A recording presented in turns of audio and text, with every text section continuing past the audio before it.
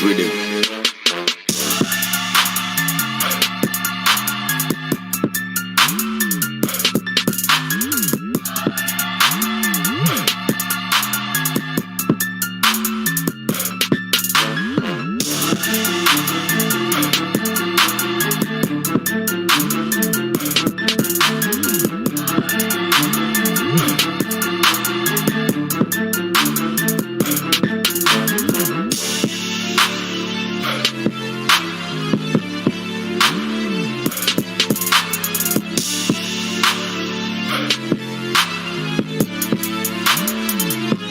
On the beat.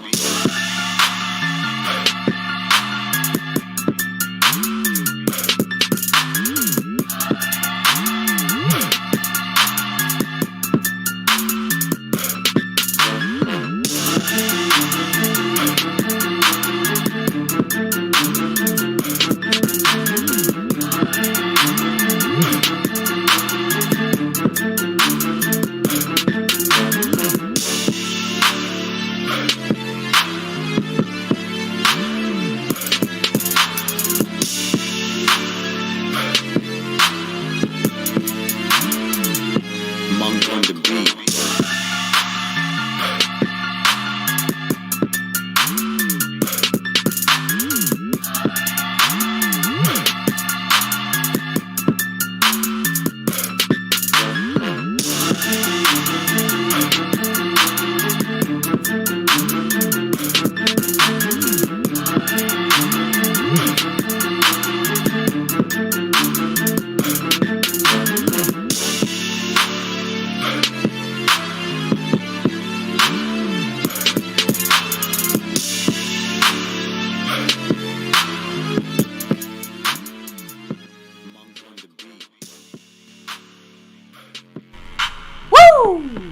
What is up, YouTube?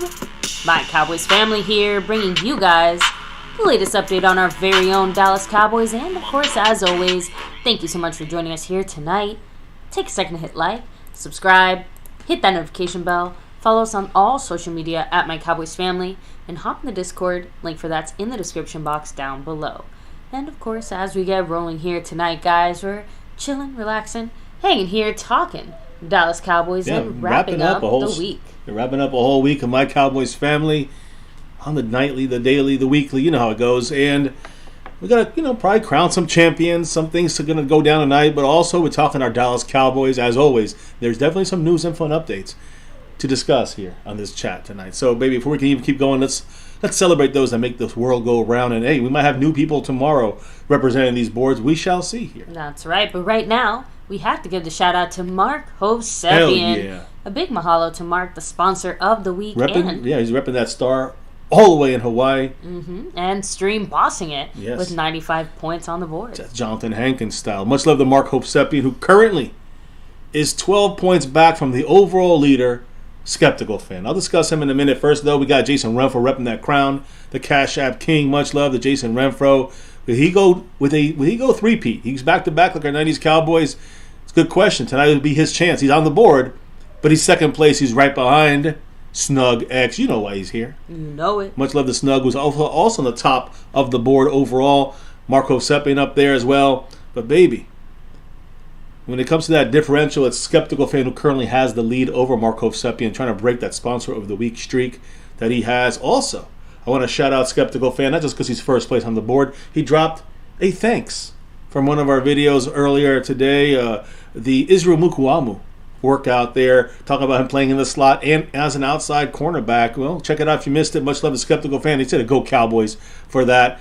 $2 thanks helps him keep that lead to 12. He's got a 12-point lead right now over Mark Hosepian on the overall board, but he's got a major lead on the gifting membership board, where he's already won it back-to-back months. And this month, he's at, 29 gifted memberships. And Jason Renfro's right there in second place, but he's got 3. So, the battle's pretty much obvious there. Mr. Skeptical Fan, maybe breaking his old record of 35 for a month. So much love to all you guys in every single way, shape, form, and fashion. As we wrap it up this week, we got to also remind you, not just Super Chats is a way to help out the channel. Memberships to get in the membership, Navy Blue, Silver Star, or over everything. Of course, there's gifting memberships. There's also the thanks that we just discussed. You can give that any video posted or live stream that's posted already. But there's 4 other ways you can get to that Cash App side of things. You have the money sign, My Cowboys Family, through the Cash App, Venmo at My-Cowboys-Family, the regular PayPal link, and of course, last but not least, the Streamlabs link, which lets your message show up right here on screen, just like a super chat. That's right. So, as we kick it off, guys, appreciate everybody who's dropped the love and the help here in all different ways. Commercial over. And now, let's do the shout-outs to who's in the house tonight with us on My Cowboys Family. That's right. Thank you to Stephen White, hello and hi. Splenda Papi, what's up? Frank Moyer, much love. Rolando Rodriguez, all the way from South Texas. We have NDM Boogie, what's up? Spoony Dog, hello. Mackenzie, 2 times, much love. Not long time no see. Yeah, Mackenzie, we have two times. Skeptical Fan, always staying skeptical. Mari Roberts, that's right. The last month we have to go without Dallas Cowboy football. After this, at least we got something, right? Yeah. Cowboy Execution, hello, what's up? Freedom First. I'm guessing you were here first. So, I think that's everyone here so far. So, let me see. Yeah, I think it is. So, shout out. What's up? Just kind of going through the comments here. Hopefully everyone's having a nice, good weekend. You know, one of the last chill, relaxing weekends without our Dallas Cowboys. Actually, chill, but, you know. I'm going to be specifically, we're 2 months away from the first Cowboy game. True. You know, Sunday Night Football. In fact, we're 8 Sundays away right now. 8. Not 58 you see in the middle, but 8. Aikman 8 Sundays away.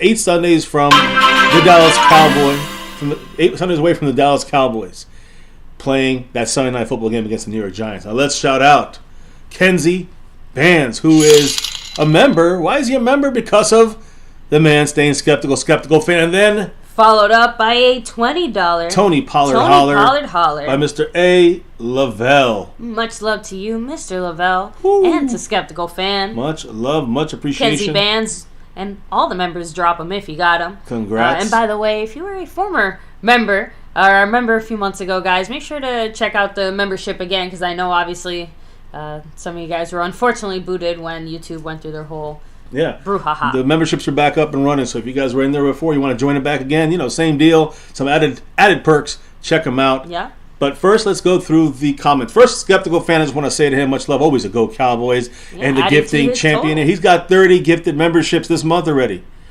6 away, I guess, from breaking the record, which he said. He is the membership man. Yeah, he is the membership man. That's to me the name, membership man. Much love to Skeptical. And he stays in first place now by 17 over Mark Hope-Sepien. So he extends that lead. And then we have Mr. A. Lavelle, silver level member. What did the man have to say, baby?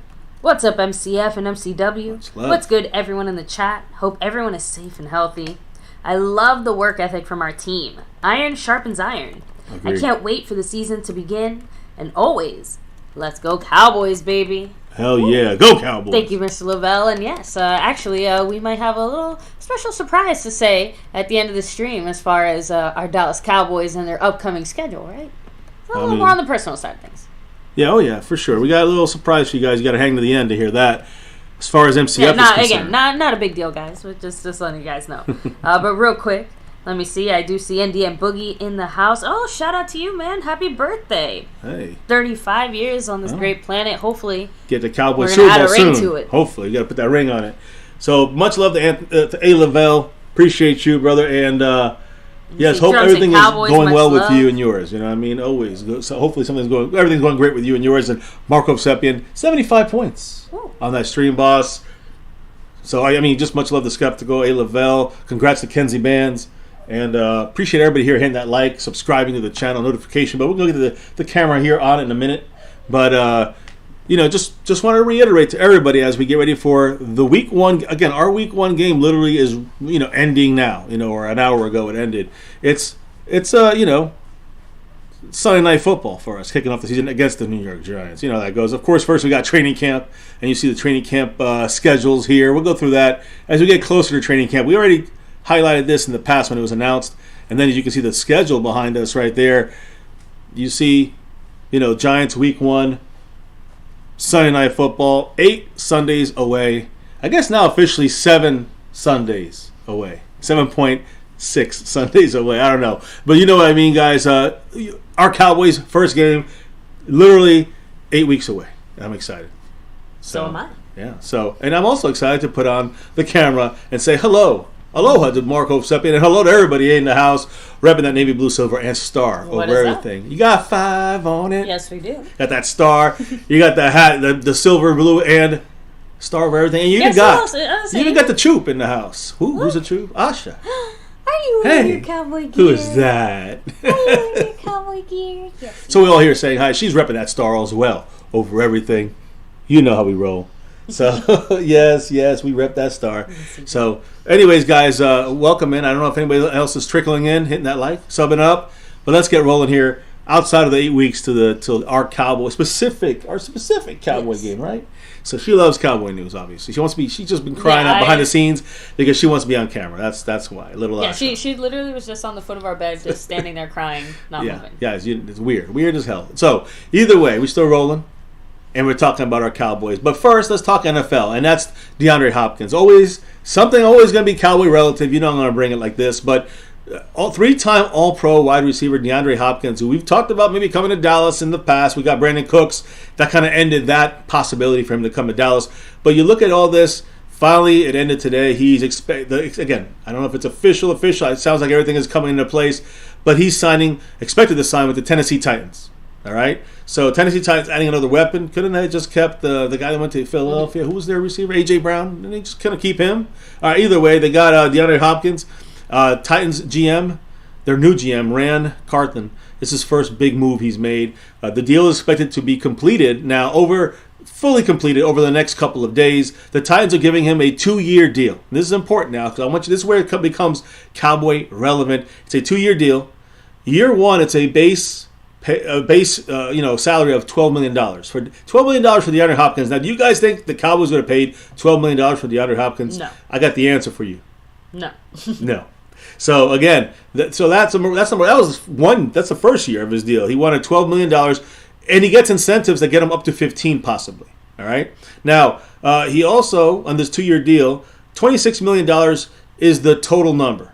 All right, for a 2-year deal. That's $14 million a year average. There are $3 million available in incentives each year. So again, he's getting 12 plus the 3 in incentives. He's going to get another. I think the next year is going to be 14 with another 3 on top of that. So you get up to $17 million in incentives. So when you look at it all said and done, maybe I'm off by a number or two, but it's basically about 14 million, 15 million when it comes to the incentives this year. Now, if he reaches 95 catches for the season, which is going to be tough, I would assume, especially with Tannehill back there. But if they get 95... If they get there. Yeah, 90, and I don't even know if Tannehill playing. I don't even know if he's with them anymore. If he reaches 95 catches, 1,050 yards. So right over 1,000, right? 1,050 yards.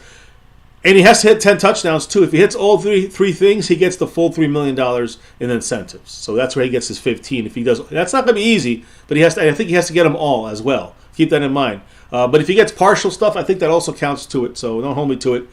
But let's just look at this deal when it comes to our guy here for that we got. And again, we got Brandon Cooks way before DeAndre Hopkins obviously was signed on my face right here. But Brandon Cooks, when you look at him, guys, Hopkins got a 2-year, $26 million deal, $32 million total with incentives. So you're looking at $16 million a year, really, what's the average with the incentives. The 23 cap breakdown, the hits, all right? It's unknown right now how they're structuring the DeAndre Hopkins contract. That's still unknown. But the base is, we know the base is $12 million, so up to 15 if with the incentives. So the 2024 cap is still unknown, but you're looking at about $16 million a year. Not all of it's going to the cap. And this year, instead of getting 12 or 15 on the cap, it might be only 6 or 7. But that means next year they got to pay a bigger chunk, plus push money down, maybe voidable years. So you look at Brandon Cooks, the guy right here in front of you, number 3 for our team. He got a 2-year deal, but he's not getting $32 million, guys. He's getting $20 million. 32 for DeAndre Hopkins, or $20 million for Brandon Cooks over the 2 years left on their contract. So again, for Brandon Cooks, his base this year is $12 million. Not his base, I'm sorry, let me rephrase that. His guarantee on the $20 million is $12 million. Already, I mean, you can't. That's 1 year of DeAndre Hopkins. Over the 2-year span, if we decide to move on him, the total lost cap hit is going to be, or guaranteed money, is $12 million. The 2023 cap hit this season for Brandon Cooks is only at $6 million. Next year, $8 million. Now, when you look at that right there, compared to DeAndre Hopkins, I guarantee you this year and next year, his hit's going to be either equal or more than Brandon Cooks this year. And next year for sure. A lot more than Brandon Cooks' hit next year. So you tell me who you'd rather have, guys. Would you rather have DeAndre Hopkins and $32 million for the 2 years? Or would you rather have Brandon Cooks? I believe it fits our offense better than what we would get for DeAndre Hopkins. But we get Brandon Cooks. I think it would be a very different story. For $12 million cheaper. Yeah, I think it'd be a very different story if we didn't already have the personnel in the house that we already have. I could agree. But we do have CeeDee Lamb. We do have Michael Gallup. We do have all these other guys. Brandon Cooks, right? So just doesn't seem necessary. No. So, and I was kind of excluding Brandon Cooks as far as the free agent moves that could have possibly been made. Okay, you know before what I mean? he was here, yeah, right. exactly. So, real quick, the Lunatic, much love to you. Shout out. Lunatic Thanks for being here. in the house. Of course. Puro pinche Cowboys always. Let me see. Yeah, Frank Moyer said, at those numbers, I'm glad Howie didn't go after him. So a lot of people, Eagle fans, are happy that they didn't go after him. Again, to me, it's an overpay. But if you work him right into your scheme, he could be a very vital piece. Now, he wouldn't be fitting into our scheme as well. He's also not, there's no reason to have gotten him now, right? And Brandon Cooks, to me, even a better fit, cheaper. So I'm happy that we have Brandon Cooks over DeAndre Hopkins. I don't need the name. I need the player that fits best. And that's what I think. I know McCarthy's making the scheme around the players, but you're losing a deep threat if you take Brandon Cooks away, because DeAndre Hopkins is not going to be that same kind of deep threat. He's more like a Michael Gallup type, right? So, no. we never were looking to get this guy as far as after Brandon Cooks was signed. Yeah, Karamo, he said if the Cowboys' offense is consistent, I'm fine with that. Should be. Yeah, Should be. But would DeAndre Hopkins would make us more consistent? That's that. I don't think DeAndre Hopkins would be the difference. It'd be not more $32 the play million caller. More consistent. No, definitely not that. Yeah, but again, I think even just a little consistent. Like I don't think that he's gonna be the difference maker in consistency. I think we have guys that should be difference makers in consistency. Whether it's Dak, CeeDee Lamb, Gallup coming back after a year away from playing a whole year with that repaired ACL. Right now, he should be 100%. So I'm just saying with those guys, Tony Pollard in there instead of Zeke, which slowed us down in some ways.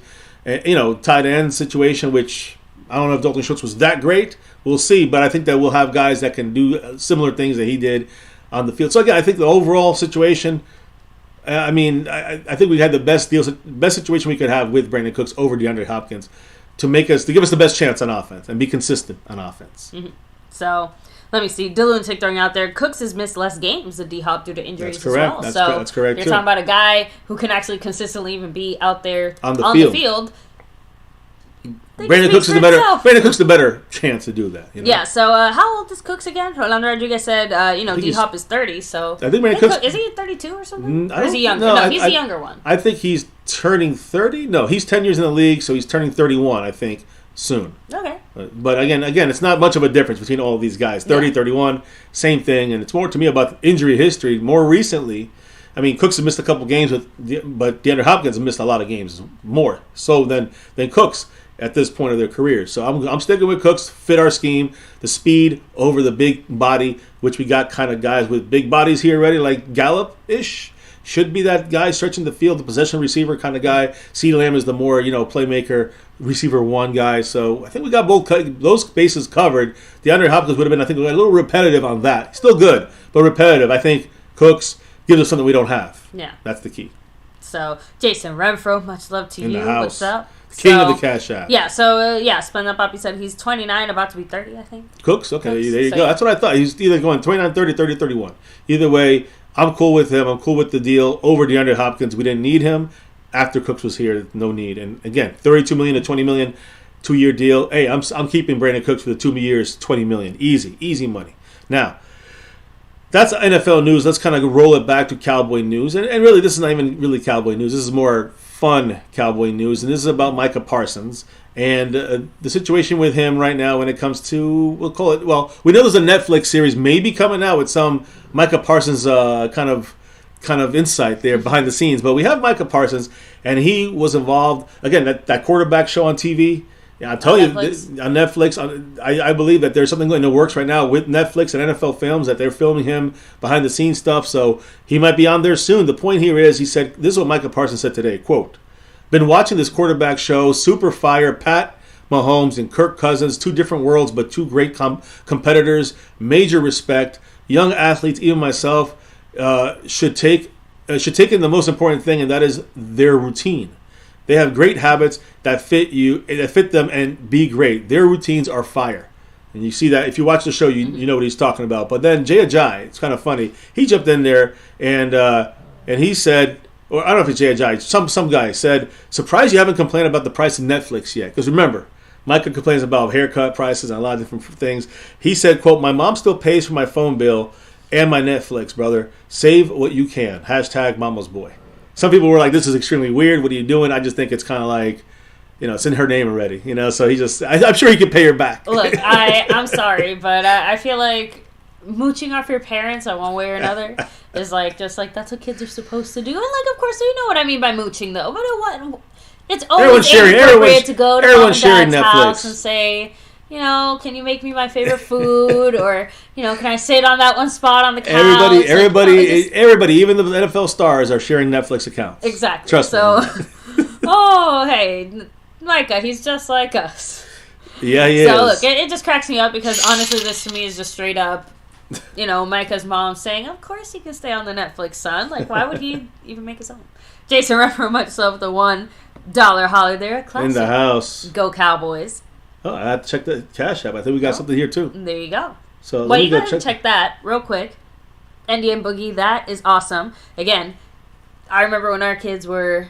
obviously now it's not that they're not into football, but they're very much into doing their own lives and their own thing right now. So football's part of their lives, but it's not as much part of their lives as it was at that age. He said his 10-year-old twins are now starting to really get into football, so the season's going to be even more fun. Yeah, isn't it so much more? It's more fun when your family and kids and whatever start growing into football and they start to realize. Yeah, I will say the fun part now is they understand it so much better. So.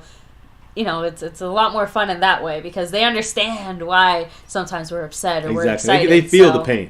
And side note, is anyone else watching that quarterback show on Netflix? No, we're almost. I've kind of watched almost all the way through. You're almost at the end too. We're watching it here again. I'm watching some repeat parts, but it's a great show, and I can't wait till we see Dak next year. Anyways, Jason Renfro, much love. He has $1.02 holler in the Cash App with the Go Cowboys. Appreciate you, sir. And right now. He is still, I think he is officially, I guess you could say 18 back. Is it 18? I think he's 18 back on, let me just make sure. Yeah. I guess he's 18 back currently on SnugX for the Cash App crown. So right now Snug's leading. But Jason, maybe building something on the last night. We'll see. We'll see what happens. There we go. So. Retro Scotty, much love. What's up? Hello and hi. Hey, Retro. Are we good? All right, I was just trying to. So now I'm going to kind of get. Okay, so we got the Micah Netflix thing. Again, I expect to see maybe Dak next year in some quarterback season 2 of this thing. Maybe Micah with some kind of, again, it's HBO Films that go Netflix, ESPN, NFL Network. So, but we'll see. But he's supposed to be doing some background stuff. A Dallas Cowboy. Yeah, background stuff. Like background stuff on Micah Parsons definitely in the works. It seems like so. We saw that. Now, we got to also talk here about, quickly, a guy who was doing some stuff over at the SportsCon this week. We kind of talked about him and Sam Williams being there yesterday. Some old school. Today, Michael Irvin was there, of course. Jason Witten was there. But I love a quote that Mazi Smith said. And the quote I love that he said in this 3-day SportsCon thing is, quote, my goal is to be a complete player. Not no first or second down type of player, but a first and second and third down player. If I ain't that, then I ain't what I want to be. So basically, what he's saying is that's his goal. Yes, that's where his bar is. Not just first down to stop the run, not just second down. The first and second down type of guy. It's about all 3 downs, a full-time player. Now we get that out of Mazi Smith. And listen, do I expect that year 1? Probably not. I would love to say yes. We got him year 1. This guy is a 3-down guy out the gates. No, I don't believe that is where he's at right now, and I think he understands that. I know his goal. First down, second down, third down, and that's the key. That it should be his goal. Once you get there, you are a top defensive tackle in the NFL. So. He's not going to be that year 1, but I do believe if he does develop into that 3-down guy, then we got ourselves a steal in the first round. And I do believe that he will show you first and second down dominance this year we'll see as that pass rush gets better, NFL styled, and used to that NFL kind of speed and the changes there. Maybe he can, maybe he won't be. Maybe again in college he was not a big time dominator when it came to the pass rush, not stat wise, production wise, but the belief by all accounts, all scouts, that he definitely can be developed into that in the NFL. So that would be something he didn't even have in college that can then give you a 3-down player maybe sooner than later.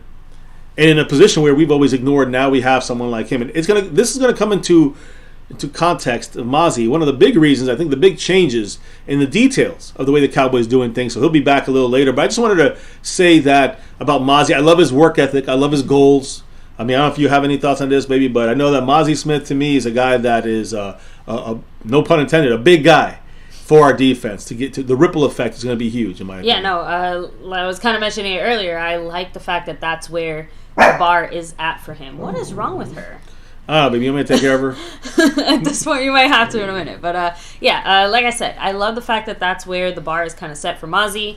I think that it's also a little bit intimidating, maybe, to come into the Cowboys, considering how well some of our recent kind of Draft rookies picks? have done. Yeah, our draft Early, picks. Like, yeah, yeah, first that's what I'm rounders. saying. Like, they've had really impressive kind of rookie seasons, right? Tyler Smith, Micah Parsons, among others. So I think that Mazi wants to include himself amongst those guys and to kind of really make a name for himself in a spot that honestly needs has a lot of dust. The last time a good player really played at that spot, we got to dust that trophy off, right? So, been a while. Just saying, I think Mazi wants to include himself in that group, and especially, I don't know, just that type of energy that he's bringing to that side of the ball is exciting. Listen, and again, he's going to be vital to stop the run, to get like the linebackers stop the run, and maybe develop that third down pass rusher, interior one tech kind of pass rusher, 3-down guy. You got yourself a steal here, in my opinion. So, any quick thoughts in the chat on this, on Mazi, and then we're going to roll to the next topic here. Let me see. Not on Mazi Smith specifically, so we can just kind of keep going. Keep rolling. Now, Mazi, well, he'll be back. Don't worry. We're going to get him back here. But we got to talk next about a running back that we know the deadline is here. Tony Pollard, right? Tony Pollard, and again, the deadline's Monday, all right, tomorrow, 4 p.m., but it doesn't matter anymore because we got the answer for you. You guys probably already heard. Cowboys today announced through, it's announced through their, through reports, right? Mm-hmm. But the Cowboys and Tony Pollard are, unless there's some kind of crazy last-second change, are not expected to reach a deal on any kind of running back contract extension before Monday, 4 p.m., that franchise tag deadline. So, as we expected, we talked about this a couple of days ago, right? Yeah. That we know we were talking here. It's coming up soon. Other players, Saquon, Josh Jacobs, these guys, running backs, are kind of like, I'm not going to, they're not going to really play. They're threatening to sit out. They haven't signed their tenders or whatever. Pollard's ready to roll with the $10.1 million. There's no way he should accept probably, less than 8, 9, 10 million to him. I agree with him on this. Again, as far as a long-term deal, the Cowboys should not be giving him anything over 7 or 8 million, honestly. So there you go. We knew this was the case. We talked about it. Pollard is the number ninth ranked running back in the ESPN scouts and coaches and executives kind of voting. I think he was 4th on the analytical PFF side of things. Top 10 running back, no matter how you slice him, but he's going to play on the tag that he signed in March. $10.1 million. And to me, it's a good idea for the Cowboys. Should not invest more money into a running back, specifically that running back position. Yeah. Not about Tony Pollard, but especially with Tony Pollard coming out of a major injury as he's entering year 5. If he was, I guess we're thinking if it was year 2, it's different. But you're entering year 5. You got this is their 5th year. It's going to be after this year, be your 5th year off an injury. Do you give more money to a running back? So it's smart for the Cowboys. Probably smart for Tony Pollard, and we'll see how that continues. But now you know the answer. If you're waiting for tomorrow, 4 p.m., unless something crazy breaking news happens, Tony Pollard is playing on the 1-year deal, the franchise tag with the Cowboys. And after the year's over, if the Cowboys want to sign him, they got to open up negotiations before the middle of March. In the middle of March, he becomes a free agent officially. We'll get a 3rd-round comp pick back for him, probably. That's what I'm 3rd or 4th rounder, I'm assuming, for Pollard. So, again, any thoughts on that? I think we all kind of knew that on the same page, right? Yeah. Nothing really to add to that. Just, obviously slightly disappointed maybe if you wanted to see Pollard here a little bit longer versus, not really surprised. I did get a little bit excited when the word was out there that the Cowboys were trying to maybe see if they could do something there. So, just because I do think it would help us, but again, this is just kind of going exactly the way we expected it to go. No real surprises there. Pollard. Eric Wallace, what's up? Bo Smith in the house. Cam, Dallas Card for Life, by the way, said Parsons can stop gasping now to your Mazi comments earlier. So, it's I think, Micah Parsons is going to be very happy to be able to breathe a little bit more. Not even breathe easier, just breathing more. Definitely going to help. But I think him bulking up 255 also helps, right? Oh, for sure. So, Cactus G, what's up? Much love. Retro Scotty saying, if Tony doesn't have the season that we think he has, we won't get, he won't get over $10 million a season. No, that's what I'm saying. Next year he'll have to accept like 7 or 8 million, depending on the season. I believe he's going to have a really good season in our offensive scheme. But I also think, again, if you look at him as a running back, $7-8 million at most. If you look at him as a Deebo Samuel, that's where he can up his money somewhere else in the NFL. Yeah. Just saying. Hold on, Rodriguez saying, you think Deuce is going to be taking Tony Pollard's job? No, I don't think he'll take his job. And again, Deuce will be a guy that, he's not going to be, I don't think he'll ever in the NFL be a 3-down back. I'll be surprised. But he's definitely could be a Darren Sproles specialty back, and that is where I think he should kind of set his initial goals for. That'll be the best, but he's in the red zone. Give him the ball in space, whether in a pitch or in a pass. Out of the backfield, listen, when you're running back next to the quarterback in a shotgun, and you go to the left in the flats, you're already in space. You're in space. You're in space against a linebacker. You get Deuce the ball. That's a key right there. Same thing with Pollard. You can do that with Pollard. That's the way I would use Deuce Vaughn. I would say in the red zone, when there's less space, that's where you want Deuce Vaughn because he makes and creates space in small areas. So red zone, watch for him getting the ball in the air, Deuce Vaughn, and making something happen. Eric Wallace, what's up? We have Cassie Stewart in the house. Much love to you. Long time no see. Let's keep it rolling here. Zach Martin. Blocking for Tony Pollard and for Dak Prescott, but when it comes to Zach Martin, baby, he's once again the top guard. He's the top guard in the NFL, according to the executives, the coaches, the scouts, as they rank the NFL's top 10 interior offensive linemen for this upcoming season.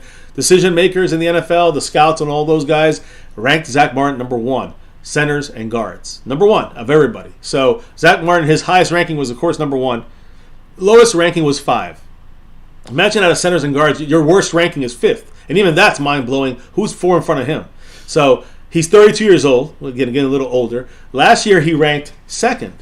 Keep that in mind. Now he's back to 1st. Remember, I know, baby, I'm not saying you doubted him, but remember you always thought that he was on his way down. This man still has not been on his way down. That's where you're taking what I say. You're twisting it because that's what you want to hear. All I said was that the Cowboys should be careful. Because, again, now we're basically banking on Zach Martin, always being okay. And last year, he basically got hurt for, the second time ever in his career. Not just hurt, but, was having minor issues. And then we saw him, kind of just having issues with his knee this whole past season. He still ended up the best-rated guy in the NFL, even with the bumps and bruises. But I never, again, my whole point is just that the Cowboys can't just sit there and keep expecting that he's going to be fully 100% healthy, because remember, at that time, there was still a lot of questions about our O-line and what the heck the Cowboys were doing, and even now, I still have a few questions, but, definitely feel more secure. I think you're talking about 2 years ago, more than last year, but because last year he was there with Terrence Steele, and they were doing an unbelievable job on the right side.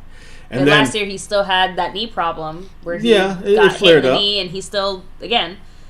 Like I said, this is not about his performance. I know, but he played out the whole year. He didn't miss any games last year, I don't think. It was 2 years ago. His health can be declining, and he can still be playing well. The same way that Tyron Smith's health has been declining since the day he was but here's where we disagree. On a football field. Right guard, I'm not worried. Tackle for years. I'm not worried about right guard. You are. I'm not, in the sense of, I know health-wise. I'm saying I'm worried about left guard. We don't have anyone really there. When you have Tyron Smith getting hurt or someone out or Terrence Steele not there, now Tyler Smith got to play left tackle. Who's playing left guard? Forget right guard. It's Zach Martin. A monster. And I know you agree. I'm just saying that he is a monster that is, I believe, even with the bumps and bruises, still number 1 in the NFL. With bumps and bruises. You take that into account. He's still number 1. So, yes, the Cowboys should worry about that. I agree. We need to worry about left guard first. We have a bigger issue, a bigger hole there. Not an injury of just not having anyone there. That's the bigger issue to me. So, we got Farney apparently, again, on both sides. The Cowboys' response to that is just crickets. And that's an issue. Bigger issue than the Zach Martin, bumps and bruises. That's all I've really seen. The 1 year he got hurt was when he was playing right tackle 2 years ago, and it was a crazy year. That was a crazy year. Last year, him and Terrence Steele were just dominating that right side blocking, and again, he had one of the highest rankings of his career last year. So just saying, look, that's why he's number one going into this year. Again, let me break it down. Last year was the 6th first-team All-Pro for him. He's 32 years old, like I said, but one of the most highly productive players at the offensive line at the guard position. He gave up 3 sacks only. He gave up 3 sacks on a 96% pass block win rate.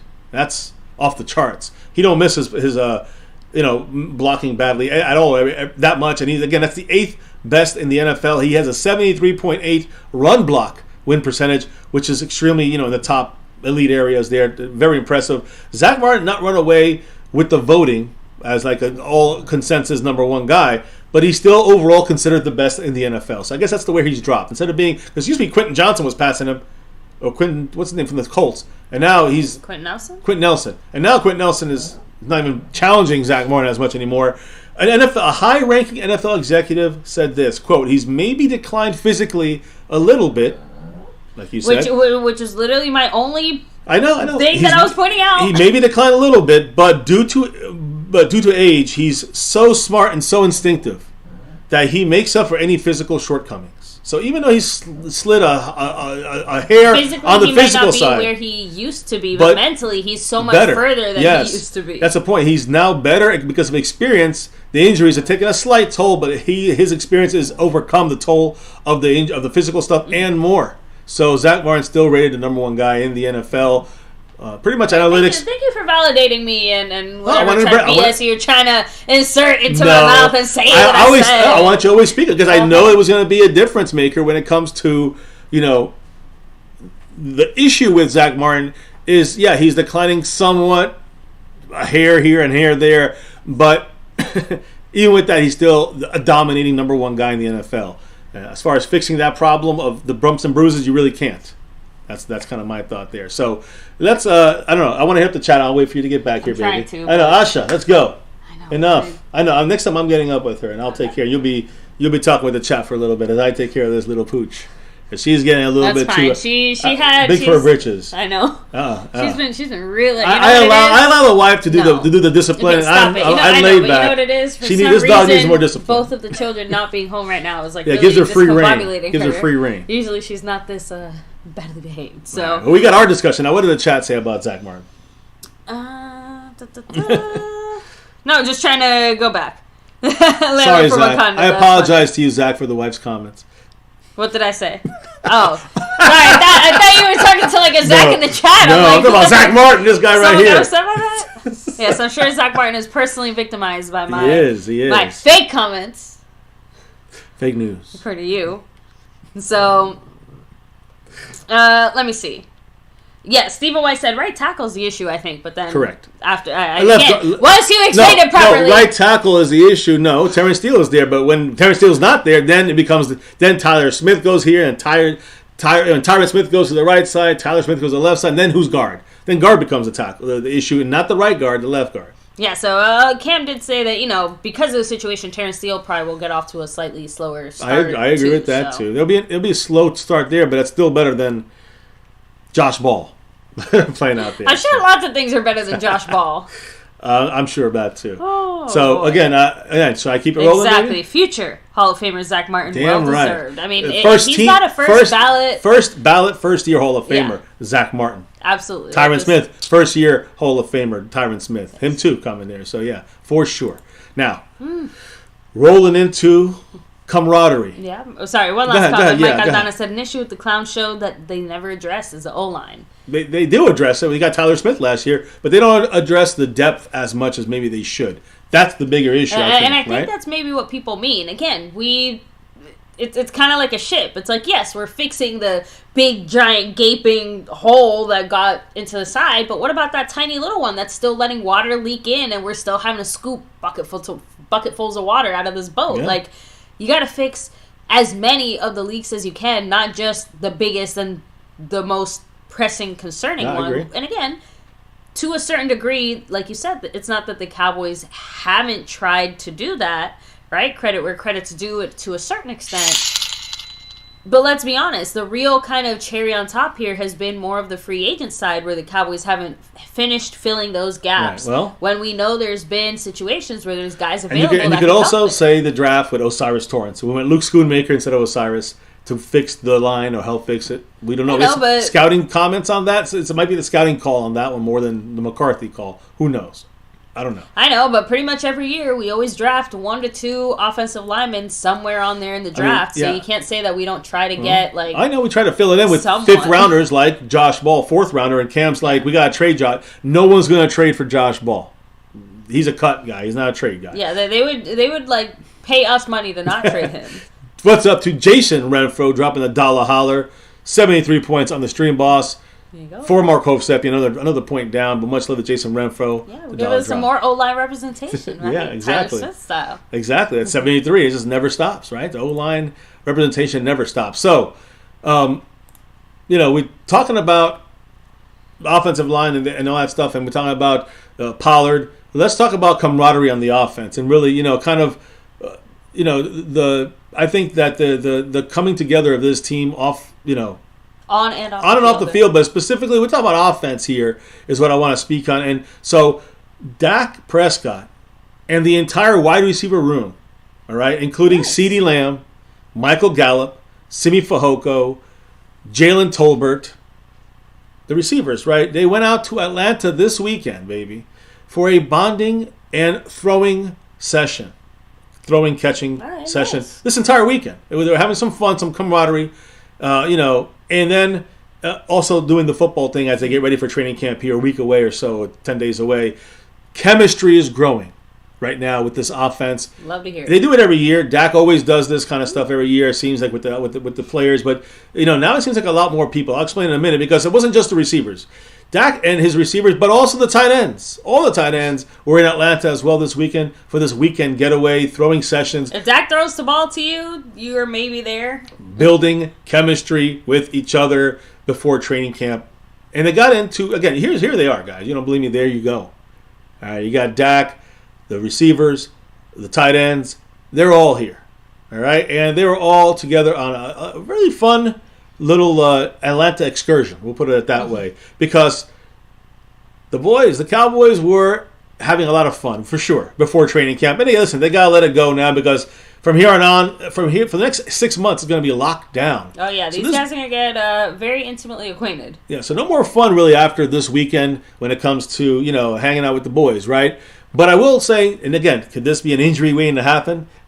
I think they're just having fun when it comes to this video. That right there on the left of the boat is Dak, of the raft is Dak. In the middle is MG13, Michael Gallup. And Sean McEwen is the guy who actually doesn't tip over and stays on the float there. The MG over there, I think with the, I don't know, one of them looked like a life raft, like a life vest. Either way, Dak goes out there, whoop, and then Gallup bounces out there second.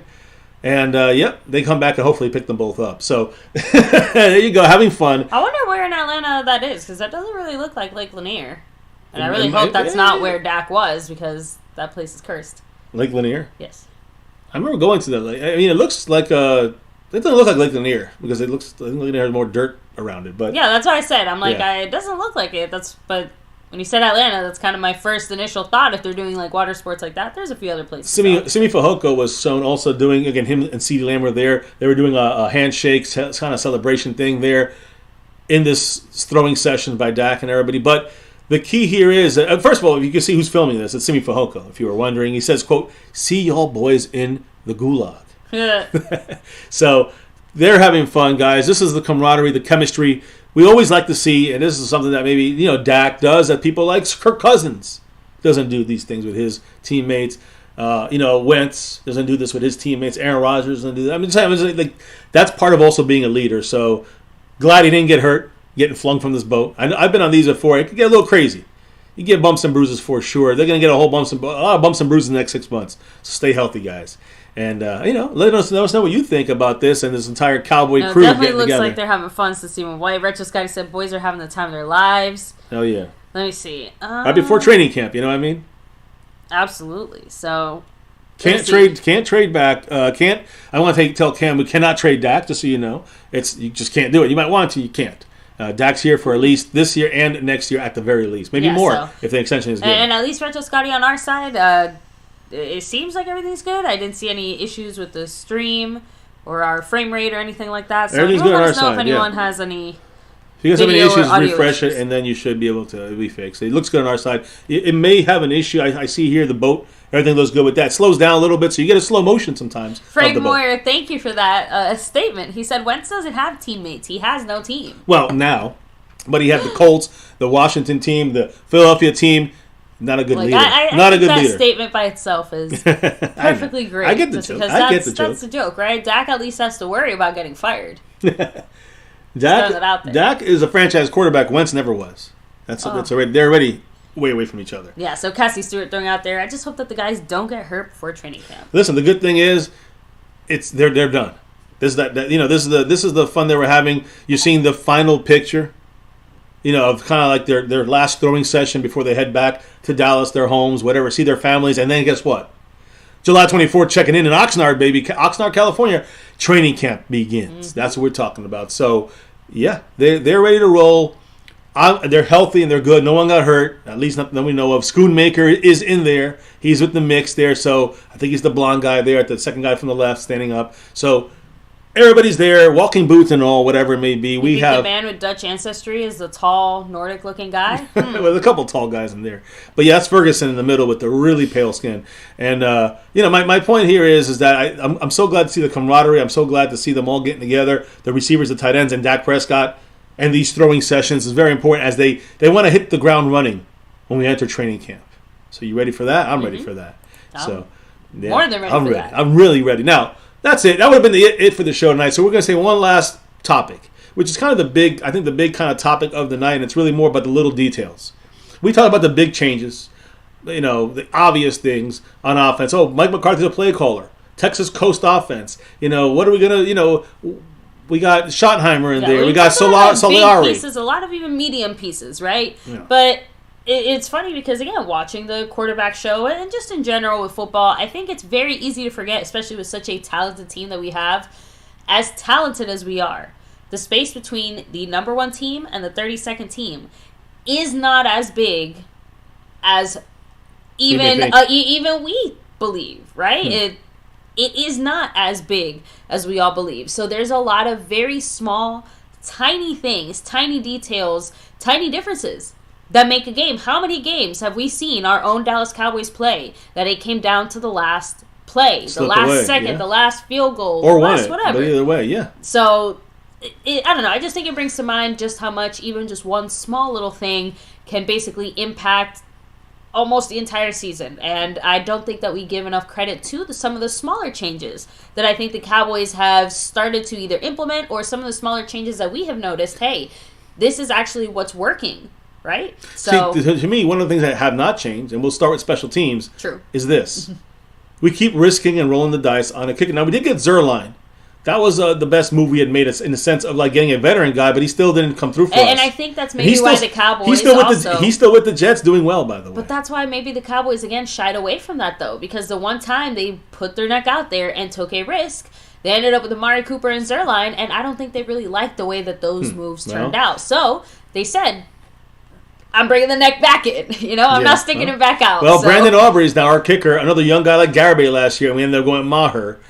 I'm just saying, when you have Crosby and Gold and Prater and others out there, Nick Folk going to be released from the Patriots, a lot of guys out there.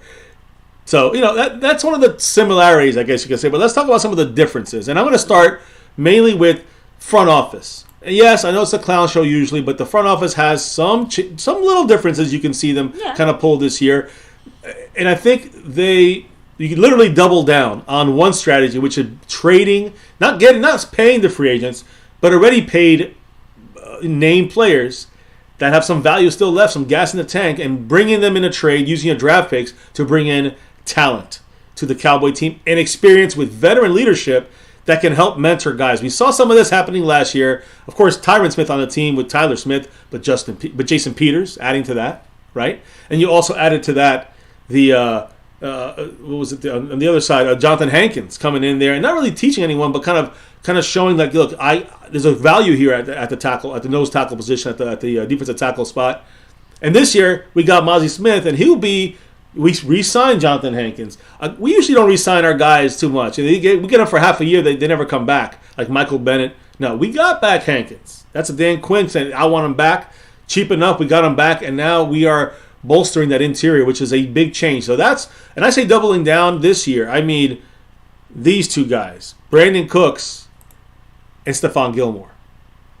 This is something we haven't. Have we seen the Cowboys literally bring in a trade guys, not just to have gas left in their tank and fit our scheme or fit what we're trying to do, maybe bolster the cornerback spot, which is a major spot last year we had an issue with, bolster the receiver spot, which obviously when Noah Brown was our number 3, that obviously bolstered, that obviously made it. But not just getting the guy you need, we got him through a trade, through Jerry Jones trading, a 5th round pick and a 5th and a 6th for Gilmore. We got both these guys, right? It took a very, contracts are very absorbable, very cheap comparatively. Reasonable. Very reasonable. And so we got these, and then outside of their talent, you talk about a top 10 cornerback right here at Gilmore. You talk about a guy right here, 4 1,000-yard years with 4 different teams in his career. He can adapt to any quarterback, any scheme. He takes the top of the defense. That's something we didn't have here. So just on that, on the field is great. What about off the field? What about helping these guys? We already know that Stephon Gilmore, he's already helping. Whether it's helping Trayvon Diggs on the other side, he's the veteran in the room on that side of things. So Gilmore, he's been helping the Nashawn Wrights. He's been helping the Mukuwamus. He's been helping Kelvin Josephs, and just grinding for this year. Only 1 year now left on his deal, but he's an example. I think Hankins is another example. Bringing him back now, him and Mazi Smith. He's teaching Mazi. These are veterans that we have here, whether it's from a trade last year with Hankins. These two guys were also trades that are veteran stalwarts and can help. Isn't Brandon Cooks helping Tolbert? 100%. Well, right? Tolbert. He's helping everybody, but Tolbert is the guy. No, I remember that specific one just because they're boxing. They're doing speed tests. So Brandon Cooks, he's helping everyone, but he seems to have taken Tolbert a bit under his wing to say hey man, let me show you the ropes, let me help you out a bit. And so we know these things. We talk about all off season. It helps this team. It helps the young core of cornerbacks and receivers, and the young core of defensive tackles. You can say when it comes to Hankins, and that's a philosophy, a detail that we haven't seen from this front office ever. I don't know. Have we ever seen something like this? So to me, this is one of those details that can this be a make or break for a game or two, for a playoff game. I'm just saying these are the reasons why you say this. And it's not just doubling down on 2 of those 2 players. You really say 3 when you look at Hankins as a possibility. But let's also talk about the other double down with this guy, John Parks, and the analytics team. That's another. Now, would you say that's a bigger change? Obviously, not really a detail, but it's a detail behind the scenes. So the analytics moves. We hired 5 new people, have a 6-person, analytics room, which is, we got the best of the best in the NFL. To me, the Cowboys been active on the field, when it comes to, the Brandon Cooks and the Gilmore moves. But the Cowboys are making more than just personnel moves. They're making analytic moves here. Yeah, and again, we revamped our entire analytics room when McCarthy came in. So as far as, using analytics, that's obviously... that's now normal in Dallas, right? But how we use them is what's different. Because now we have this guy here, John Parks and Sarah Malapalli and all the rest on this list that, again, they are now putting in the Cowboy front office. Coaches too, but the front office is investing. We haven't seen this. Investment in analytics. Again, trends in the league. I'm assuming whatever kind of analytics work was put in these last handful of years, it seems to clearly have paid off because the Cowboys said we like whatever is coming out of there. It's benefiting us. Let's start implementing that in some way. And I agree. I just think they said, if we're going to use this, if this is the future of football, whether we use it a little or a lot, let's put in the most we got into this. And that's what the Cowboys did with John Park setting up the team now. He's getting together here. He just hired the other guy yesterday, a data guy. Yeah, he did. That's going to be pushing like baseball kind of numbers, like getting cap room and cap money to the player. And that's Jerry Jones, Stephen Jones, they love that. So there's a lot of different analytics to be used here. And I think it's a double down because we didn't just get one guy. Actually, we 5 times down because we got 5 new people and just got rid of everybody else but 1 or 2, and everybody else is new. And that's the thing, guys. The Cowboys, instead of being left behind on the analytics front, they're trying to be at the forefront of this now, really kind of break walls here with really this is like an all-star analytics crew. So whether you like analytics or not, that's not the point. The point is this is a change in the details by the front office in the way they usually do shit. And that's what we're talking about now. Right or wrong, we'll. I don't know. Is this a good thing or a bad thing? I think it pays off in the season for the next bunch of seasons. They're here longer than McCarthy will be here, and I think that's going to show and pay dividends game day. And just to add another little something here, and again, maybe it's just because we are watching this quarterback show, but the fact that Patrick Mahomes has so much kind of baseballness to him honestly does make him a much better quarterback. And the only reason I bring that up is just because one of the interesting comments that you read about Jason is the fact that, I can't remember who it was that commented about him, but basically just saying, like, he's bringing some baseball-style analytics to what the Cowboys are trying to do. And I think he mentioned it specifically because when he was with Tampa, doing those baseball analytics, you know. Oh, the new guy, you mean? Wasn't it this guy? No, baby, no. Was it the other guy? The guy we hired yesterday, I think it was Brian something. You see, this is a problem with hiring as many analysts as we have. But my point is that if we are... The guy we hired yesterday was the baseball Moneyball kind of guy for Tampa Bay. I was like really itchy right now. Sorry. Tampa Bay Rays. And, no, the reason I bring that up is just because it feels like every single person we brought up... Scared the hell out of me. Skeptical fan. Much Give me love. a second here. Much love. As he takes expands the lead. Big Flocka, let me write that down. Big Flock 91. Congrats to you. Much love and congrats, yes, part of the Thank you, Skeptical membership family, but big, of course, the big shout out to Skeptical Fan, who right now looks like he is trying to bring it home. I think he's up like 23 points over Mark Hovsepian. I don't think Mark's in the house. I think you're good to go here, Skeptical. He's building and buffering that lead as we get to the end of the show tonight and the end of the week. So much love to you, man. I truly appreciate the man saying Skeptical. I gotta get him to 31 gifted memberships, by the way. I'll update that right now. Go ahead and update that, but look. Yeah, go ahead. Hit what you're saying. TLDR. My point is that it seems like every single one of these new analytics people that we brought in has some kind of specific, let's call it, skill set, subset, special focus, whatever you want to call it. And that's what I'm trying to say. It seems like each one of these people has like one particular space that they're going to be maybe looking at or focusing at. And obviously that's just based off their background. It's still one overall analytics team.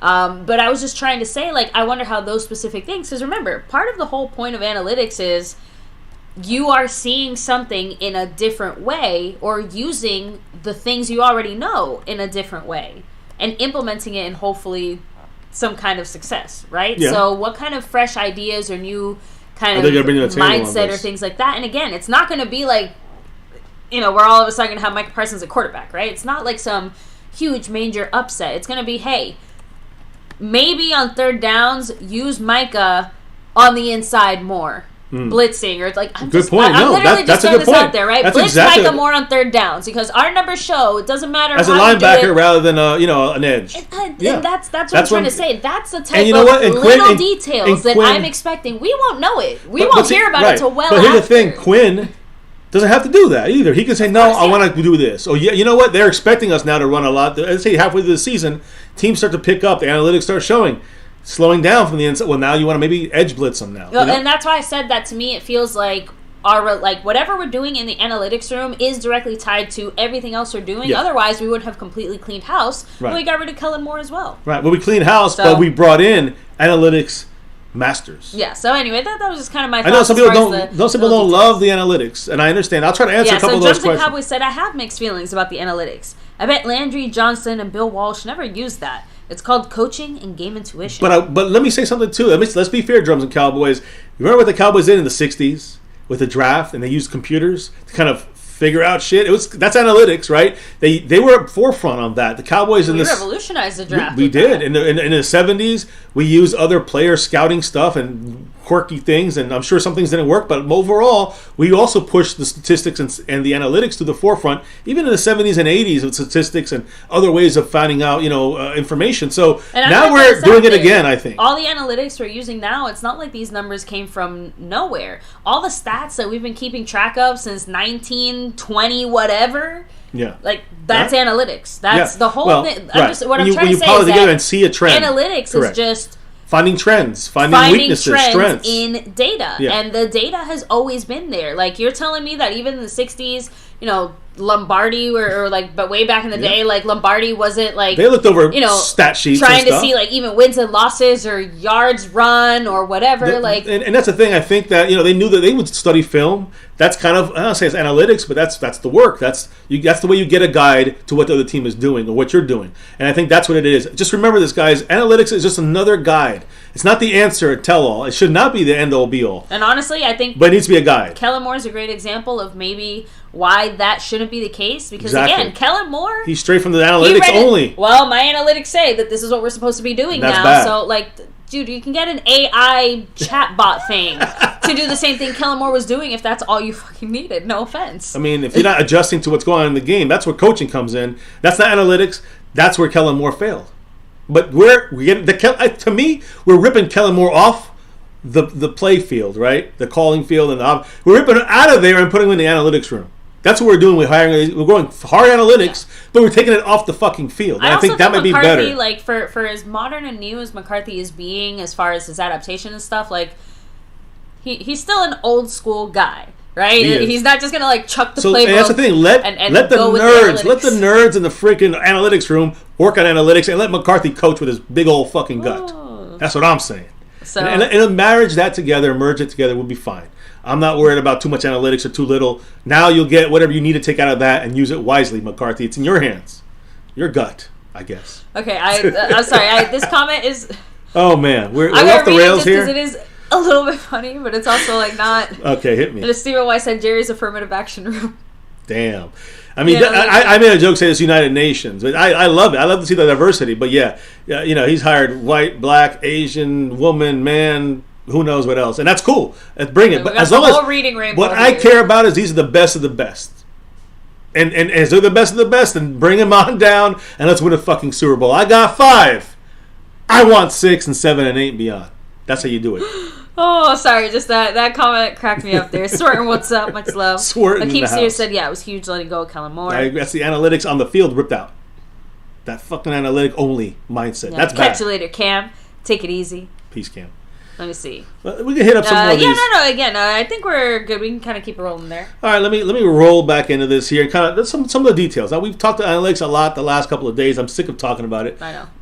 So we'll move on from that, but we're going to continue doing this so we see like the what else, a little tweaks and kind of little changes that we're seeing in the details more than it is front office. Okay, I gotta get him John Park out of here because he can't have no Colts on us here. He was a Colts last year. Now he's a Cowboy.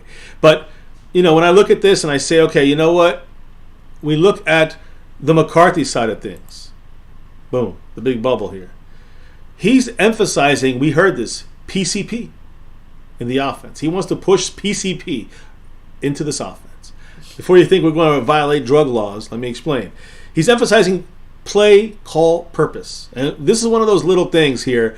While he's meshing duties with Dak, and that doesn't sound good, but he's meshing the duty, the running of the offense, the idea of what we're doing here in the jobs that both McCarthy is doing as a play caller and Dak is doing as the quarterback. They're getting used to this, and it's about play, call, purpose. They all have to understand, baby, the offensive players, the offensive line, quarterbacks, tight end, the tight ends, the receivers, the running backs, they all know what everybody else is. Dak talked about it. McCarthy talked about it. Taking over as the play caller, when it comes to McCarthy, we know that's the big change. We know the OTAs, to me, guys, is when the Cowboys, and the minicamp, the mandatory minicamp, it was when the Cowboys worked over the details of the Cowboy offense with Dak Prescott. And it's about digging into the details and refining what is already there. We know about that Texas Coast offense, which is Kellen Moore's playbook.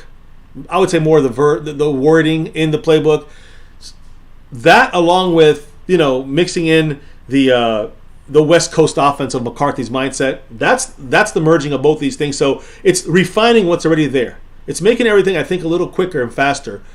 That's there already. That Kellen Moore kind of set in stone, foundationally speaking.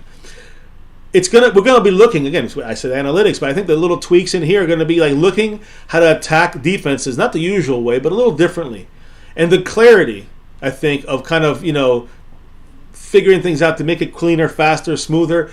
It allows everyone to also play faster on the field. So if you get the details worked out on the play calls, right now, which is what I believe the Cowboys are almost finished doing. When you get onto the field, error one, the play will run faster. The play call goes faster.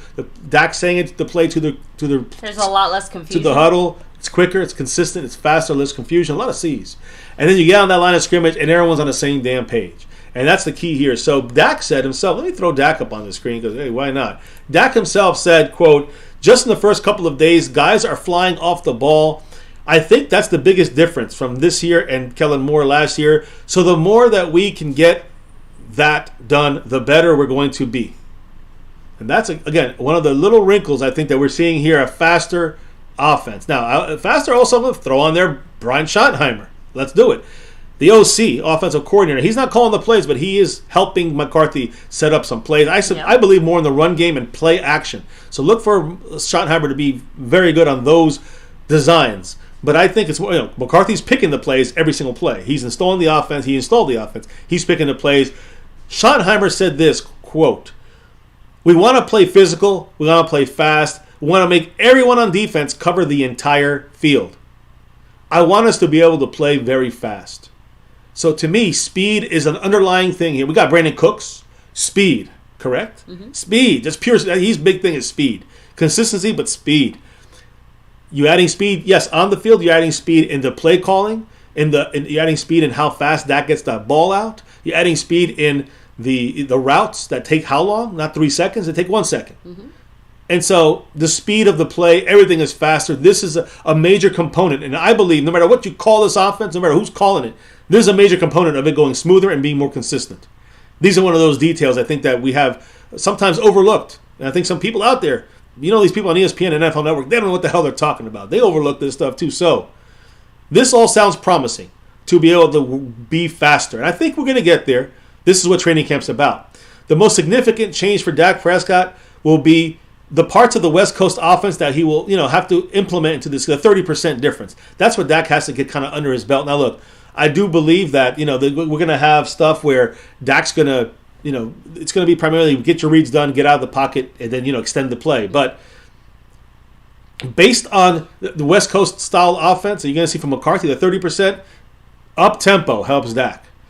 Quick, short, crisp throws by Dak is where he has to make it happen. That's going to be those are going to be extensions of the run game.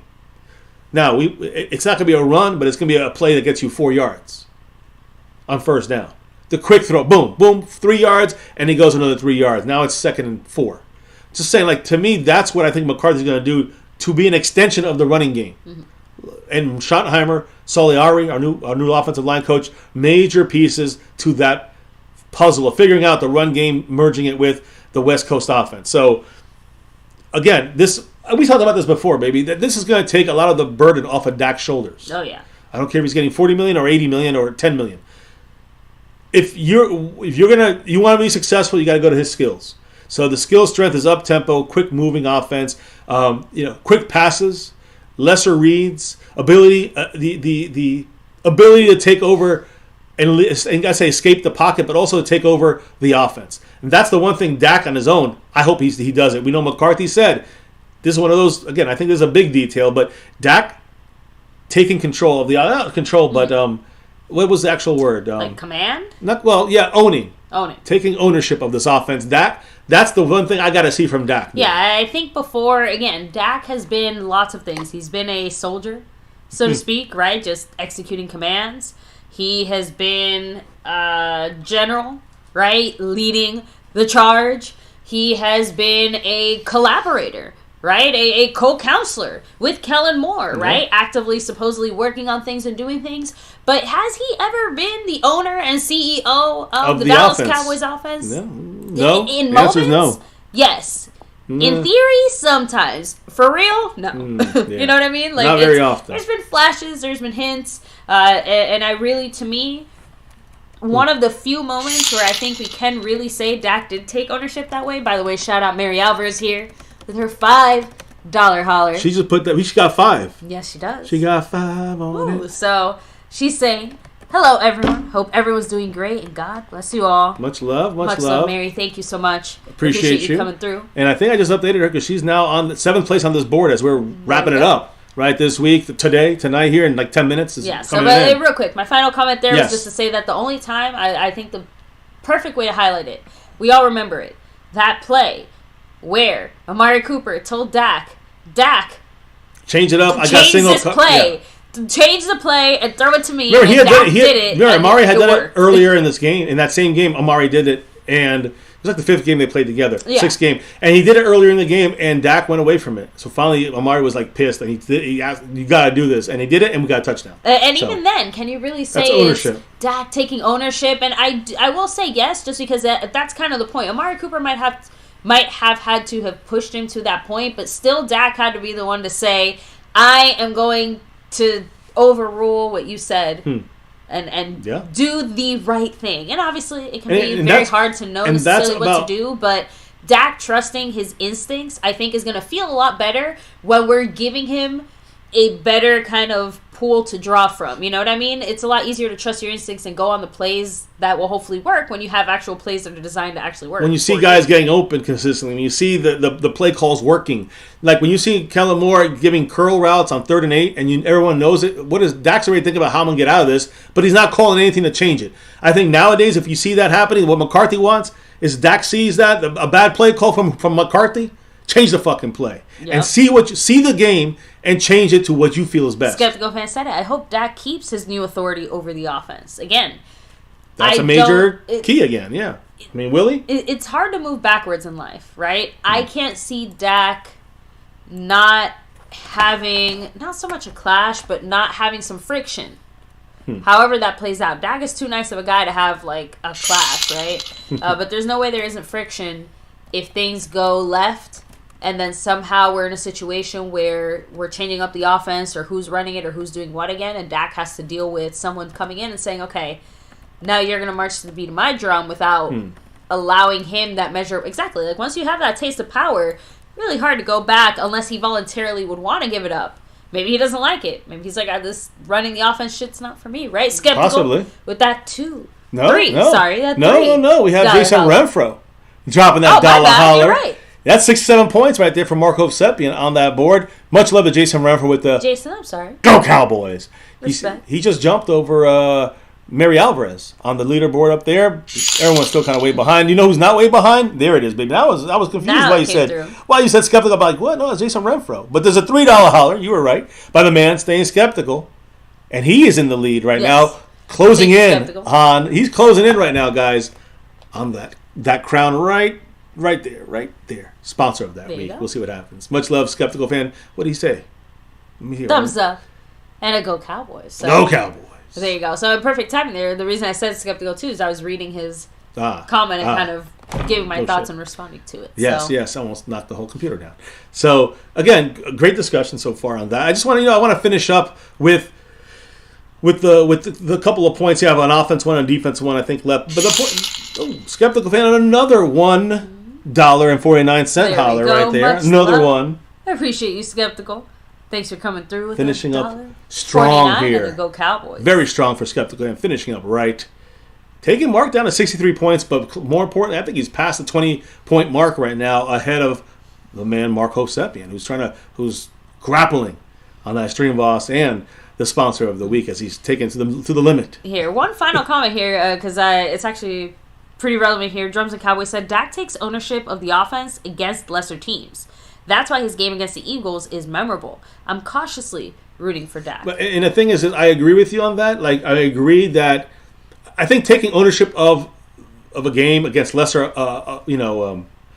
opponents, lesser defense, that's because that scheme of Kellen Moore worked fine against lesser defenses. But I think very rarely did it work that well that it did against the Eagles in that game that this past year where he was able to overcome the bad play calling for the most part. He had a mistake. He threw a pick 6 in that game to start off. I will say that Tampa playoff game was also a pretty memorable performance where Dak really just like lit it up and seemed to take over. But how good would you rate the Tampa Bay Buccaneers? I'm just saying, because I know some people see that game and just say that's just Dak beating another crappy team. Some people say, no, that's Dak winning a tough playoff game. That's pretty much always going to be the narrative. But remember this, still Tom Brady. Still, I know he didn't play him, but the team played him. And it's still the way I look at it is Dak had to overcome a Tampa Bay defense that the last 2 times we played them, they knew our fucking playbook. They knew our playbook. So I got to give a little credit to Kellen Moore for altering it some in that playoff game, and you got to give a lot of credit to Dak for being able to overcome whatever the Buccaneers were going to try to do to slow him down or stop him. So, again, that's where you see the coaching come into play. I mean, the coaching goes around Dak in the right way. Dak can. I agree with you, baby. Dak will take more ownership when he sees the plays and the players that he needs out there. I think that's part of it at this point of his career. Now, in his rookie year, second year, third year, and Amari Cooper comes on, to me, that is more like still learning. He's still learning at that point with someone like Amari Cooper, and to take ownership when he comes into town and it's Garrett and Linehan's show. That's what it was. That's what it was when he came in, and he was supposed to not even play that first year, right? So to me, that is... Honestly, we have a very, more or less since McCarthy has come into the building, things have been relatively stable, which I think has also let Dak kind of just find his footing, because even, again, remember, rookie year I feel like is hard to measure up, but it's an isolated incident, but between that, we still changed coordinator, we still changed head coaches, we still did this, we still did that, and, heck, quarterback coaching changed in between that quite a bit of time. So I'm just saying, when it comes to the kind of coaching personnel side of things, this is Dak's kind of longest running, most consistent setup. So again, it does lean into that whole discussion that we keep having of, is this kind of a make or break year for McCarthy and Dak both? We'll see. Definitely for McCarthy. And Dak, he'll have one more year. Thank you, Rich Scotty, so much for that. $2 holiday. Oh, $3. He put that Brandon Cooks down. Some respect. Yeah, well then I gotta fix the board there. Rich Scotty Much Love said, thankful that Karen Stat moron is out of there. Dallas Cowboys for life. Hey, we fired him. Stat. Thank goodness. Again, sorry, I had to. Listen, he needed to. Listen, we actually didn't fire him. Stat. We could have fired him a little sooner. Yeah, it's too bad that we kind of, we've got to kind of stay. I don't like to be happy about the failure of Kellen Moore, but when they brought him in, it was like, okay, if he's going to go this route, we'll be better. We have to see what he's about, and he didn't make any adjustments. That's the Karen Moore issue right there, right? So, and it sucks too, because again, to me at least, one of the sadder parts is Kellen Moore obviously did do something very good for us in our offense. He brought us into the 21st century offensively. He save our season. Holy crap, Kellen Moore and Amari Cooper basically helped Dak do just that. The whole Cowboy team, of course. Yeah, but my point is that overall, right, he did bring some very needed and positive changes to our offense. I just think, similar to Jason Garrett, similar to other situations, I think we outgrew Kellen Moore very, very quickly. You know what I mean? think Kellen Moore is too green and too young to not yet know how to do certain things, like have your quarterback take ownership, make the adjustments to help your team's strengths and going against the weakness, not force your scheme into the team and make them go around your scheme. That, I believe, will beat against. You'll beat good teams. You'll lose to the hard defensive teams, the tough defenses. So just kind of throwing that out there. Now, I do want to kind of continue this, baby, because again, on this new little wrinkle, I think you're going to see a lot of the easing of the burden on Dak's shoulders on the offense, which is going to be a way of, you want to get Dak better. You want to see Dak take over a game once every 5 games. He'll do that. I have confidence in Dak. Once every 5 games, he can take over a game against a good team, but don't make him do it every fucking week. Then he's going to falter. And that's just it's an average quarterback, above average quarterback in that segment. I'm saying he's above average in other ways, but in that he's just your average. He's a quarterback that if you get him better players, the average quarterback will become above average, will become more to the next level. So when you look at Dak as an overall quarterback, I think he's a top 10 quarterback. Imagine if now, and that was with Kellen Moore. Imagine if you get someone in there that's going to cater to Dak, not cater to said scheme. That is what McCarthy, I believe that's what McCarthy is saying. That's what Schottenheimer is saying. That's what Dak is saying. Same page. Ownership. Stuff that helps Dak's, that goes to Dak's strengths away from his weaknesses. You do that right there, you're automatically helping Dak Prescott. So when you look at this guy's taking the burden off of Dak, making it, you're $40 million, you better fly us to the Super Bowl. That's not going to happen. So again, getting the playmakers involved, the quick routes, quick, crisp routes, the slants. Get CD involved more. get Gallup involved more, get Brandon Cooks involved, get the tight ends involved, Pollard out of the backfield, creating out in space, get Turpin in the mix, Deuce Vaughn in the mix. I'm just saying you got a lot of options, playmakers to get the ball out there and let them do the work. Let Dak be the ringleader and kind of get the things going. I know you say he's the conductor. Who cares? If that's what he's best at, you can win a Super Bowl with a conductor. Trust me. I don't care what you call him, what he is. It doesn't matter how much he's getting paid. We want 6. And you got to get the most out of your quarterback. That's not what this coaching team has done the last 4 years of Kellen Moore and the 3 before that with Linehan. So that to me is where it all comes down to it. That's the play calling. And again, little details turn into big deals later, right? So another out of breath because of talking so much about the offense. I don't know if anybody has any quick thoughts on the offense. I'm going to run to the defense here. Much quicker situation on defense. Anything from the family, baby? Let me see. Stephen White said Troy couldn't do that every week either. We need a run game that can carry us. Correct. Well, at least not even carry us. Just to help. Help us. Help us. That's all we want, Yeah, back then it was obviously a little different. Yeah. But I mean, I do think Schottenheimer's going to help with some of the running, some of the creative. He's a very good creative play caller. Not play caller, but a run designer. Of design runs. Schottenheimer is going to help us there. I think you integrate a lot of play action. Yeah. He does that a lot. That's going to help Dak Prescott in the offense. House with so much love. In the house, representing Jason, Memphis. Glad you're back. Yeah, internet's on and off. Internet has its moments, right? So Schottenheimer has his moments in the run game. I think you can see a little bit more. Him and Soliari, by the way, are working in tandem to create running plays. So look for the offensive line coach and our offensive coordinator to kind of pull out all the stops when it comes to more focus on what they're going to do and create in the run game. I think McCarthy and Dak, they spend a lot more time together this entire offseason. McCarthy said this multiple times this offseason, and I believe it's going to continue. And they're going to get, on this even more and more on the same page, and that goes Sorry, I was like really, really itchy. Oh, baby, I know. It sucks. We can't even help that. It's like I know, sorry. So, but again, McCarthy letting his scheme go around the strengths and weaknesses of the offense, of Dak Prescott, of all these players on our team. I think that's where McCarthy makes the offense better.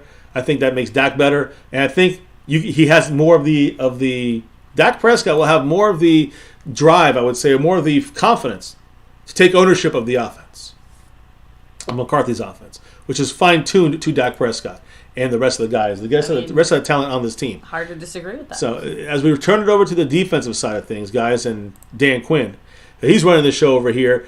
Dan Quinn, the change in philosophy, not for defense, although we've seen the safeties, right, changing that philosophy because of Dan Quinn. We've seen the defensive tackle change when you see a guy like drafting him really early in the draft in the first round in Mazi Smith.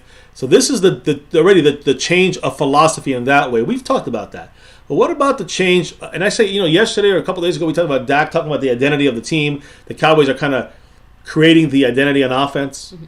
But what's the identity of the team? Because I believe it's not offense anymore. We've had a high-flying offense the last decade, basically, right? You have to admit that torch has been passed, right? To me, it's now about this guy, Dan Quinn, and our defense over there, because that is where I think the change of philosophy is more about the defense is now the hot take here. The defense is the star of the show, no pun intended. The offense now it's a backseat to our dominating doomsday-like defense. And I know for Jerry that can be hard to wrap your head around, because I think one of the reasons Jerry always did prefer betting on the offense more is just because, well, that's where the money is. Yeah. Right? The flash, the glitz, the glamour, that's all going to be coming from your snazzy passes and your cool touchdowns or high-flying whatever plays, the heck slang terms they were using back in Jerry's day, right? Brandon James Shea, much love with a $2. Now that was a 2. Okay, I was making sure. That was a $2 holler right there, Brandon. Said go Cowboys. And I can't say that second part. We don't double team here. But thank you, Brandon. I appreciate you. We only go one team and one team only.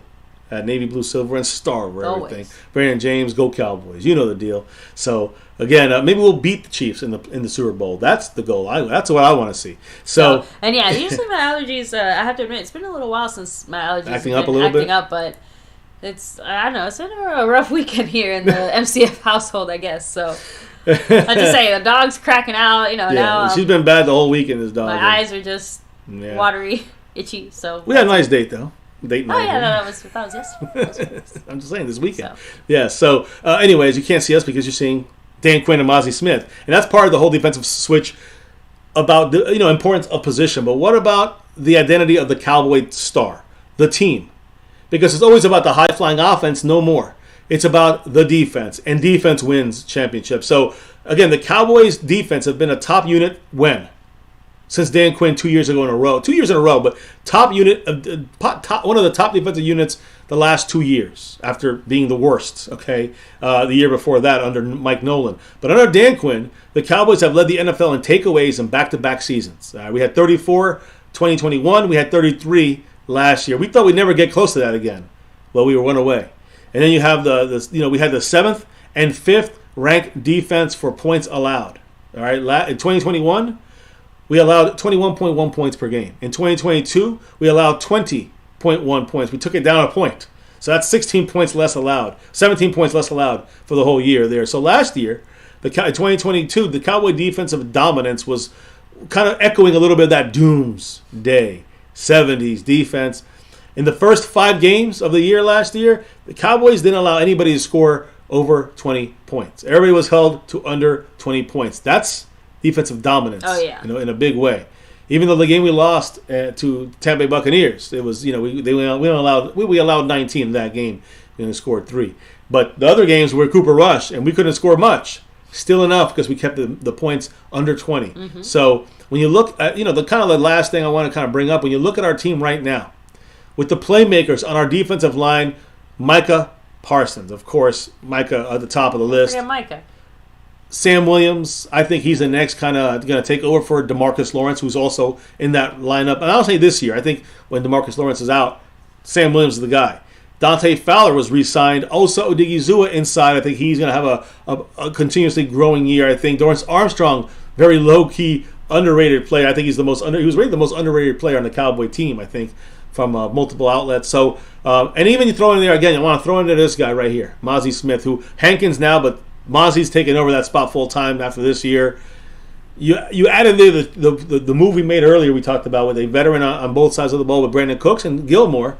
Gilmore throw him in the mix to partner with Trayvon Diggs. Yeah. The Cowboys defense is poised to be one of the best units again in the NFL, right? So last 2 years, top 3, top 5. In almost every category, it's almost top 3 in every category, leading a lot of categories on defense, turnover-wise, pressures, all that stuff. So for years, it's been the Cowboy offense that's been the focus of the star, of the Cowboys, the identity of the Cowboys offense.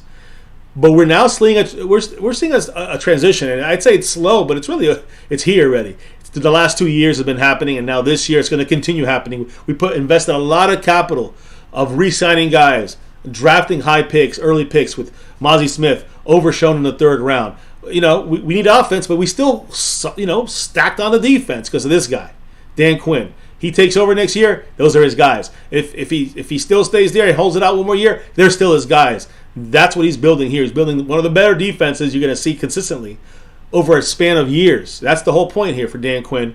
And we're transitioning from this offensive-minded, high-flying kind of, we're the stars on offense, let's see them shine, right? To let them do their job on offense. It's the defense that's the stars, and they're going to buckle down and shut you down on offense. And again, in the end, the number of weapons that Dan Quinn has to utilize, and again, consistent numbers being brought in 2 years in a row, back-to-back, it's going to happen again.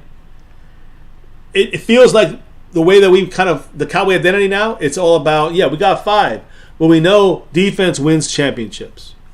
And that's where we're putting into the ball into the court of Dan Quinn and say, Dan, DQ, the Joneses are saying, we're going away from the high-flying offense. Like you said, they must hate that. But they got to go to that doomsday defense led by DQ. And I think that is the key here. The Cowboys are investing into the defense, not just for a year or two, for the future. And the offense, it's almost like the second thought now. It's almost like, let's get Luke Schoonmaker and let's make the offense happy. Let's not even address the guard spot. We're bringing in Brandon Cooks. We need him there, all right? And we got McCarthy calling the plays. That's how you help that. Done helping the offense. Defense, you got Mazi, Overshown, Gilmore. I'm just saying, it's re-signing LVE, Donovan Wilson, Hankins. Am I making sense here? Cowboy identity is about that doomsday defense, about that D. And that is what Big D is about, that defense now. And that's our identity. It's not about the offense and the scores and the points and 35 and the 40 burgers. Who gives a fuck I don't think it's any surprise that the closer we are to kind of reliving the legacy days of the Doomsday Defense, living in their honor, right?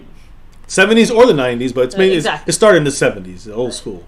That we feel like we are closer to actually getting to a Super Bowl than we have in a long time. And winning in a very realistic way, and as realistic as anybody else, right? We have a 1 in 32 chance, maybe a little more than most. Let's be honest, right? I don't know if Houston has the same chance we do. Oh hell no! Being honest, and that's the point. I think that we might have a top 10, in the NFC.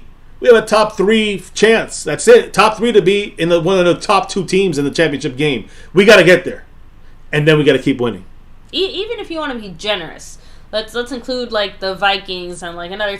My point is, you still have a 20% chance that it should be you. I'm sick and tired of waiting for this. We got the Niners and the Eagles. We know they're in the mix, and us.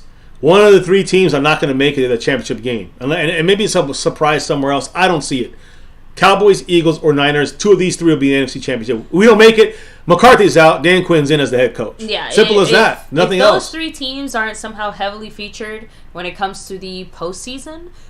Something big must have happened somewhere there. So I agree. And yes, obviously, look, I won't be disappointed if the 49ers or the Eagles don't make it.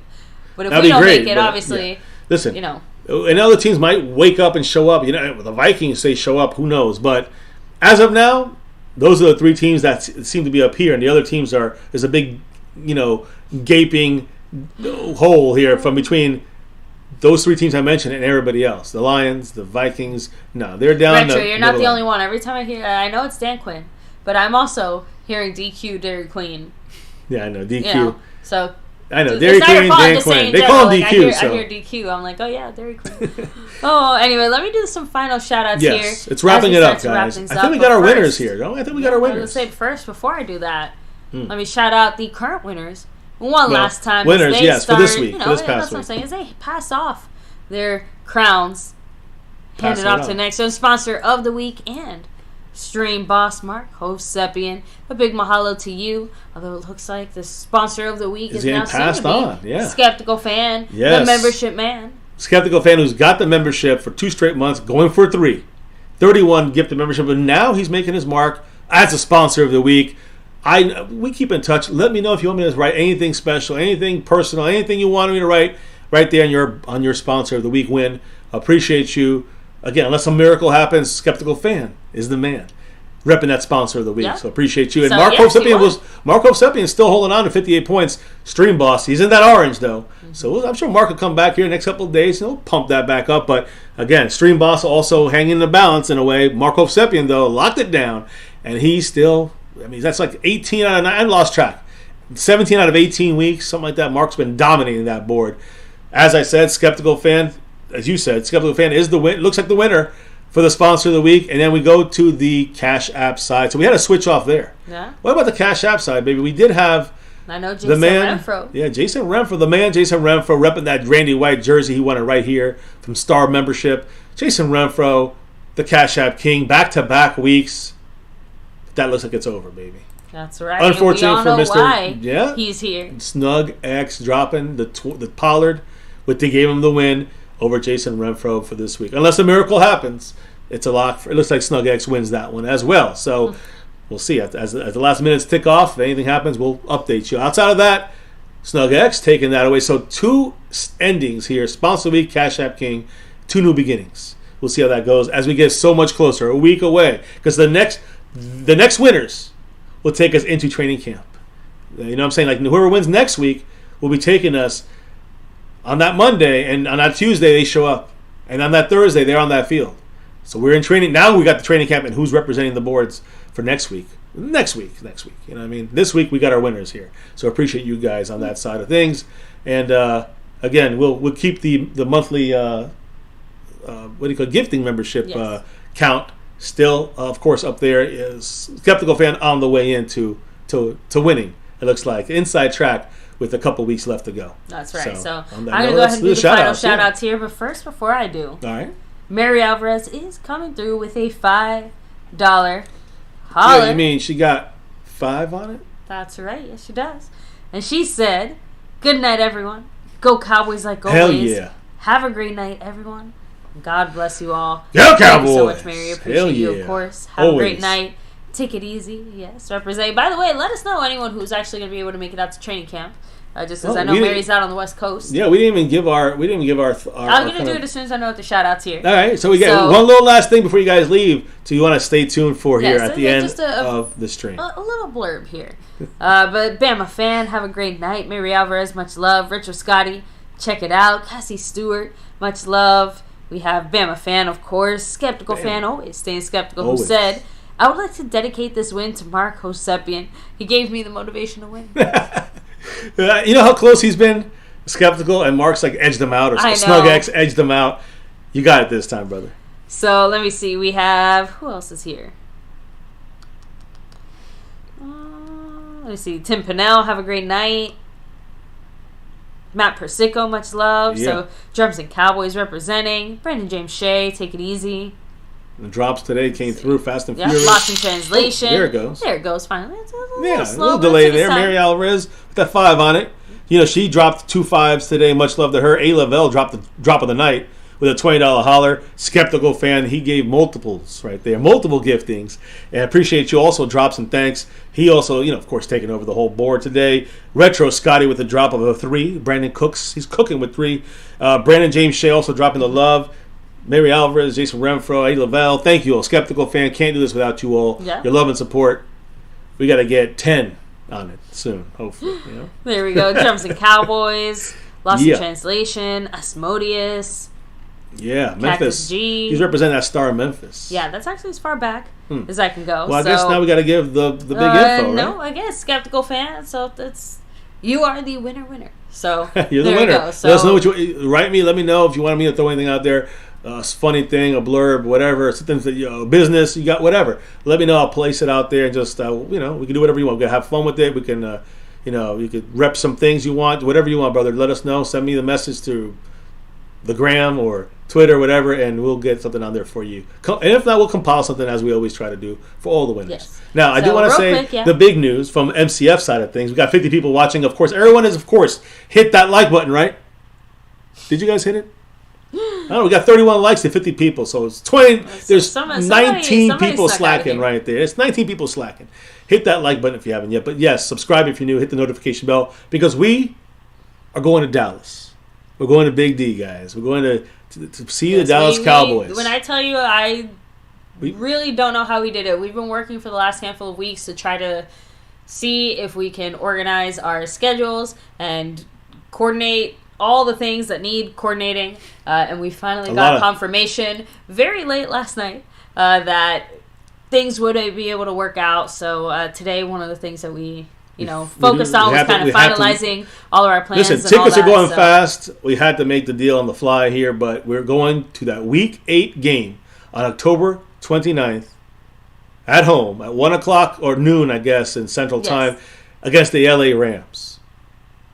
MCF, the family, will be there cooking up some ram meat. I will say it's going to be weird because, again, we've been to 2 Giants, at least me. Right? We went to the Giants. Yep. We've seen them twice. And then we've seen the Falcons. Yep, we went to the Falcons. So now the Rams, we can add that to the list. So I guess the goal is to see the Cowboys play every team, I guess. I mean, I've seen so many. I've seen them a lot. It's funny because I did see them play the Rams in St. Louis, back when they were in St. Louis. I saw the Cowboys. It was an ugly-ass game for the Cowboys. But I've seen them with the Rams. I've seen them play against the Dolphins. I've seen them play against the Bucks. I've seen them play against of course, the New York Giants in New York, in Dallas multiple times. Of course, I told the Falcons. Mr. MCF one of my Cowboy goals at least. It would be very nice to see a Cowboy game in every enemy stadium. I know that's maybe not Dr. as G, exciting to you, Dr. but G I has personally would like Dr. that. G has seen his Cardinals in I think 29 out of 32 stadiums. Yeah. So he's at the end of completing that. Maybe it's a little Dr. G inspired there a little bit, but I think I would have fun watching a Cowboy game. I think from I would FedEx Field or from for that to happen. We'd have to have 6 more channels like this. That ain't gonna happen. I know. We don't got Dr. G kind of expenditure. I didn't say it like that either. That's not what I'm saying. I just meant that it would be nice one day to eventually, before I kick the bucket, to try to get into as many games as possible on the road. So realistically speaking, the ones that would make the most sense would be either the Philly one, just because obviously we have some friends. And I would love to have see some that. family In Philly. Philly-ish area. And then the New York one just for similar reasons, since obviously distance-wise we're actually more or less, like, I think the difference is like 20, 30 minutes, if that. So like we're about an hour and a half from well, you never Philly know. You never know where the MCF. area. You never know what's going to happen on our side. I mean, people. We change jobs. There's different things. There's kids moving out of the house. You never know. So, but you never know in the future. You might maybe see. we're celebrating 10 years of MCF. That's. Maybe we'll start our kickoff on the road and just go from city to city and do live streams from every city, and go see the Cowboys play in every opposing team. So we go on a travel. Those crazy people. Travel duty, yeah. Let's go. We'll see. We're just having fun, guys. So hit up the chat. Any comments? Where games are you going to? Who are you gonna?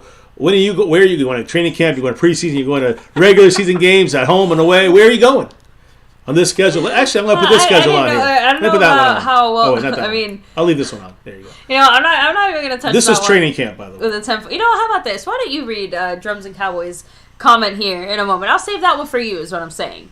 But yes, guys, again, like we said, so we're going to be there for that Week 8 game. I'm really excited. I can't wait. And honestly, sweet spot in the season, just because, again, right in the middle. So Mary Alvarez said Austin is going to be at training camp and the Chargers game right there. That's gonna before the bye. That's going to be a great one, bye. just because of that Kellen Moore factor. I'm kind of sad. Night just game, because ESPN Monday night. Right? I think some of the quote unquote better games just didn't fall on a possible chance that we could have maybe even seen it. So the Rams was the best option. Yeah, that's the only day we had open. 2 to 3 limited times we could have maybe Seahawks shifted would our have been too schedule. tough. There's just a lot of different issues there. Yeah, so just throwing that out there. So exactly, Frank Moore, the A-Town down, always rep. A-Town even in Ithaca. So exactly, yeah, you know what's up, Frank. You know what's up. So Cassie Stewart saying my roommate and I plan on going to that Carolina versus Cowboy game. So there you go, another fun one. I know. There you go. Yeah, you got what? I know Thomas Garrett was 11. in here earlier, and I know he mentioned that he was going to a game as well. And I know plenty of other people. Drums and Cowboy says things I say, you can be a gynecologist. Hoochie coochie. All right. No comment there. So hey, I'm excited to see this. Look, it happens in our I like our game. We picked Week 8, the Carolina game. For those that are going, Cassie, that's a good because again, that's like right in the middle of the meat of the season. We're all alive no matter what happens. We're all the teams are going to be kind of battling it out. By the end of the season, it could be a game. Might not have any value anymore. Who knows, right?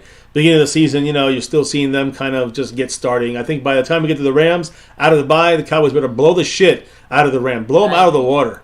That's what I'm expecting to see. Just saying. But that's right now. We don't know. They might be fantastic when we get to them. We don't know what's going to happen. Yeah, so with that said, guys, again, huge shout out to everyone here. Thanks for joining us. But, baby, why do we do what we do? Why do we? Why do we do what we do? It's that navy blue. That's silver, too. And that star over everything, guys. Win, lose, or draw, good, bad, or ugly, right here on this channel, right here in MCF. We rep this here star over everything. Never forget the number one thing here, now, and forever. 6 years and beyond here on YouTube, right here at My Cowboys Family. Never forget the number one thing, as always. Go Cowboys! Let's get that 6. And we got 5. We got to get that 6 and beyond. Thank you all in the chat over there. Dropping the knowledge all night long. Yeah, let's remind some other teams. How many rings are we trying to get? We have this many. We got 5 on it. We want this many. Got to get 6, right? And I'm going to tell you some mathematics soon about that. But guys, thank you for dropping your knowledge in the chat. The dropping the love from above. Truly, best fans of all YouTube. You know how we roll here with you guys. And of course, as we say goodbye here on camera, remember the number one thing here before we can clock out and drop out, before we roll out for the night and relock, reload for a new week and a new show tomorrow. Much love to the new winners of the membership and the new winners of the sponsor of the week and the Cash App. But we'll see you all tomorrow again here. Never forget, before we can drop out for the night, what do we got to do first, baby? We got to drop the beat. The beat is dropped. Yes, you couldn't get me. I'm on. You had to make you. My finger is just toes. is just very lightly on the trigger. And drop them if you got them. If you're in that membership, drop those emojis. We're gonna keep growing those, changing those as soon as the season gets going. I know you guys will get into the emoji dropping sessions here soon. Don't worry. That starts up when the season kicks off. I'm ready. You ready? we're all ready, but we also got to remind those Eagle fans. We got a couple cool ones on here, believe it or not. Remind those Eagle fans, those a-hole ones. 5 is always greater than 1. That's right, 5. We got it. We're going for 6 and beyond. Cry, Eagles, cry. It's a wrap here on MCF, guys. Another chat in the books. Woo, there it goes. Dan Quinn, Mike McCarthy, coaching-wise, changes-wise, front office-wise, player-wise, acquisitions, draft, importance. We talked about it all. Once again, right here on MCF.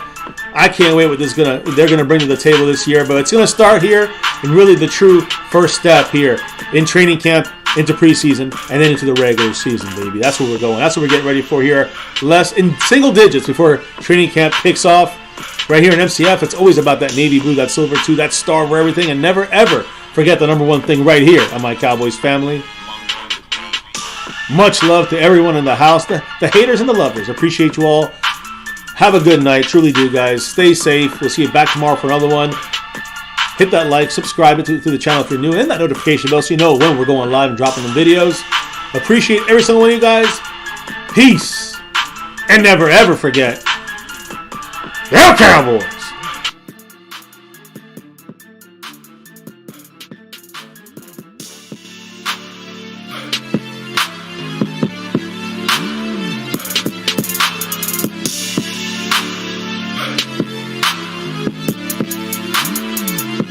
Monk on the beat.